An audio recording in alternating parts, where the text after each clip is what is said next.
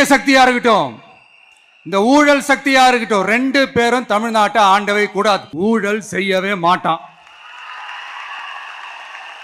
ஒரு பைசா தொட மாட்டான். எனக்கு அது அவசியமே இல்லை. புரிஞ்சுங்களா உங்களுக்கு?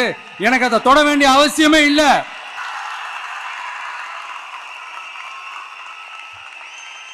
ஒரு துளி ஊழல் கரை கூட படியவே படியாது, படியவும் விட மாட்டான்.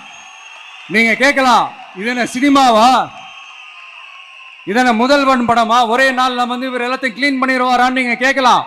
ஓகே, பிராக்டிகலா அது பாசிபிள் இல்லதான். But it is a process, right? It is a process. இப்படி எதுக்குமே ஆசைப்படாத ஒருத்தன் அரசியலுக்கு வரான் அப்படின்னா, அவன் கண்ணு முன்னாடி ஏதாவது ஒரு தப்பு நடக்குது அப்படின்னா, அவன் கண்ணு முன்னாடி ஏதாவது இந்த மாதிரி ஒரு ஊழல் நடக்குது அப்படின்னா, அதை பார்த்துக்கிட்டு அவன் சும்மா இருப்பான்னு நினைக்கிறீங்க?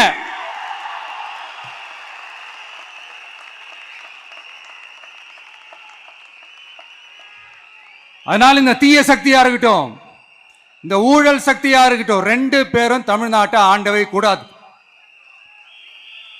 அப்படிப்பட்ட இந்த கட்சிகளை உண்மையா தில்லா எதிர்க்கிற அந்த கட்ஸும் கெத்தும் நம்ம கிட்ட மட்டும்தான் இருக்கு.